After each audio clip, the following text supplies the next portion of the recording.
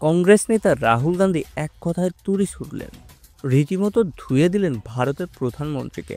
মোদির বড় মুখে তিনি ছুঁড়ে মারলেন শব্দবোমা, প্রশ্নবিদ্ধ করলেন মোদির সক্ষমতাকেও, দিলেন রীতিমতো সত্য বলার চ্যালেঞ্জও। ঘটনার সূত্রপাত মার্কিন প্রেসিডেন্ট ডোনাল্ড ট্রাম্পের এক মন্তব্যকে ঘিরে। তিনি দাবি করেন পাকিস্তানের সঙ্গে সংঘর্ষে ভারতের 5টি যুদ্ধবিমান ভূপাতিত হয়েছিল। এই আগুনে ঘি ঢেলে দিলেন কংগ্রেস নেতা অমরিন্দর সিং। সংসদে তিনি একটি বিধ্বস্ত রাফাল যুদ্ধবিমানের লেজের ছবি দেখিয়ে দাবি করেন তিনি নিজে ঘটনাস্থল পরিদর্শন করেছেন এবং সরকার সত্য গোপন করছে। অন্যদিকে মোদি সংসদে স্পষ্ট ভাষায় জানায় ভারতের উপর কেউ কোনো চাপ দেয়নি, বরং পাকিস্তানই যুদ্ধবিরতির জন্য কাকুতি মিনতি করেছে।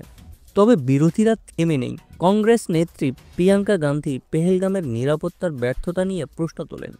তিনি বলেন একজন নববিবাহিত যুবক মারা গেছে, অথচ সরকার নীরব। তিনি এই ঘটনাকে 26-21 মুম্বাই হামলার সাথে তুলনা করে স্বরাষ্ট্রমন্ত্রীর পদত্যাগ দাবি করেন।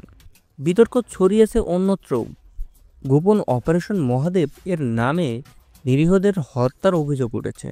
আসাদুদ্দিন ওয়াইসির প্রশ্ন তুলেছেন পাকিস্তানের সাথে দলবদ্ধ করে কিভাবে ক্রিকেট খেলা যায়।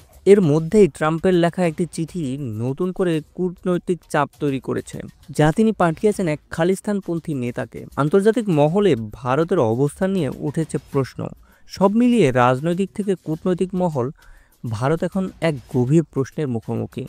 সত্যটা কোথায় আর এর দায় কে নেবে?